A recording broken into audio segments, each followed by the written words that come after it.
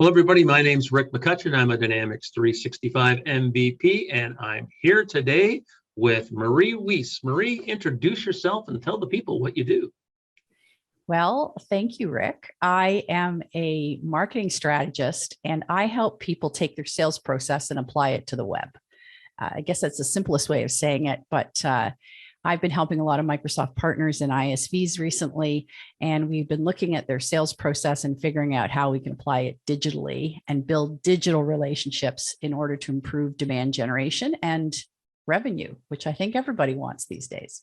Absolutely. And, we've had this conversation several times over the last few months, is that, the business models are changing out there. The way customers buy software is changing, and it's due to a couple things. It's due to the cloud, and it's also due to the fact that, we're working remote, and we're used to working remote, and we're satisfied with being remote. I've never seen as dramatic a change in buyer behavior as I have in the last 24 months.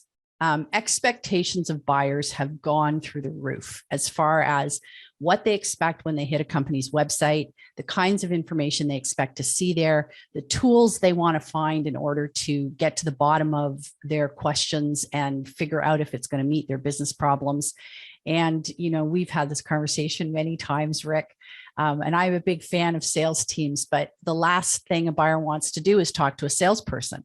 They don't want to be pitched. They want to figure it out on their own. And if somebody isn't presenting great content with a really solid value proposition, and they're making it difficult for the buyer to figure out what the heck you do and whether they want it, you're going to lose the sale even before you realized you were in the race.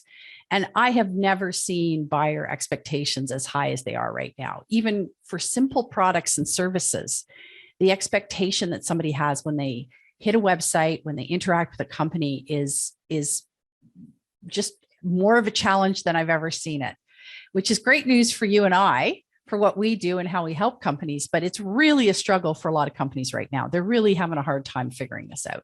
And just what you said, nobody wants to talk to a salesperson, but sometimes they don't mind talking to a sales professional. That's kind of the difference, right? You've got to really know your stuff if you're going to be a salesperson in this marketplace, because we start to look at studies, and customers will be anywhere between 70 to 90% through their buying process before they'll want to talk to a sales professional. Therefore, they've studied the market. They know what's out there, they know what they need, and they know what they're looking for. So they don't want to waste time. Exactly. And here's a really simple formula that I share with people. And, anybody listening to the podcast today, I want you to do a test on your own website. Go to your own website and see if every single page on the website answers the questions. What is this? How does it apply to me? What does it take to buy it? Can I afford it? And that last question, in fact, the last two questions are ones that is content always missing on every website that we analyze. And I say to people right off the bat, where's your pricing? Put your pricing up in the main navigation. Where is it? Oh, well, we sell services and we put a solution together. So we can't put our pricing up because every job we do is custom. And I always say to them, okay, but you have to have a conversation around budget, or you have to have a conversation around what it costs to do a cloud migration, what it costs to do a new rollout of Windows across an organization, what it costs to put managed print services in. I know those things come with professional services and fees as well as software, but if you can't have a conversation around what somebody should be budgeting and putting pricing in your main navigation, you're going to lose right away. People need to know that. And on that point, a couple of weeks ago, we had Directions in Florida, which was the big Business Central conference. I was down there doing a couple CRM sessions, and I spoke to a fellow who who's a partner, who is the global partner of the year for Business Central. You go to his website, and he's got package 1, package 2, package 3, package 4, right? So people go, well, I don't fit in these packages, so I'm gonna click here and get more information. But he's trying to find people that fit into those packages, and he can tailor those packages. But that's the way the customer, especially in that mid-market, they don't want to get into some big unknown project at the end, right? They want to say, okay, is there some kind of fixed cost to what I'm doing here? Exactly. And the other side of it, which we're all afraid to do as entrepreneurs and CEOs and as sales professionals, is we're sometimes afraid to qualify people out. But the best thing we can do for our sales professionals and our salespeople is to qualify people out so they're not wasting time with people who aren't really prospects. And that's where marketing automation and demand generation can be really useful when you get the right content on your website, because you can actually use your content to qualify people out. So you're not wasting time with people who don't fit the profile. And that's where a buyer persona comes in. And that's where every company should be using buyer personas so that they are laser focused on who they're looking for and who they're not. And that buyer persona then can be used to really augment the buyer journey on a person's website, in their LinkedIn content, in the webinars they're running. And we have a really specific methodology for doing this. And we've been testing it with quite a few Microsoft partners in the last 6 months, and it's working. And we know it works.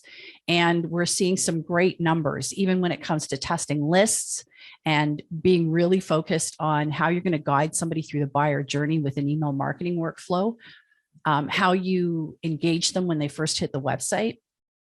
And I just, you mentioned the CRM, and I think that is such an interesting piece here. So let's just focus for a moment on CRM.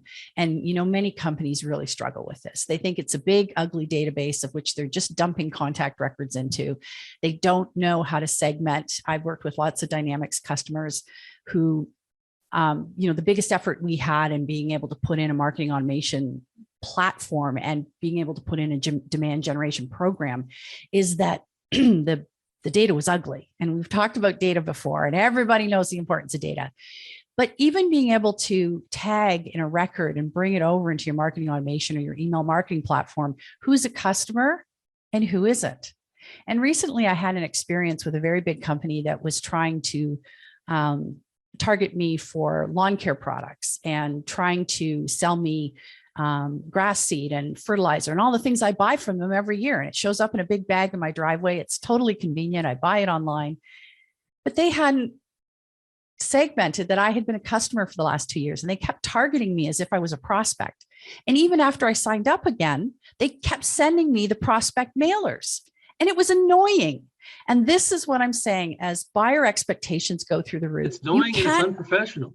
You can't afford to do this anymore. You have to go back to your database. You have to segment it correctly. You have to know what you're sending to existing customers. You have to know what you're sending to prospects. You have to know what you're just sending to keep in touch. And it is not the same thing. And buyers expect you to know who they are. The Gap knows who I am, and that's because of their CRM and the way they use their data. Perfect. Okay, Marie, thank you again for your time. And we'll be back to you at some point in the future to talk about marketing and the Microsoft partner ecosystem. I look forward to it. Thank you, Rick. Bye for now.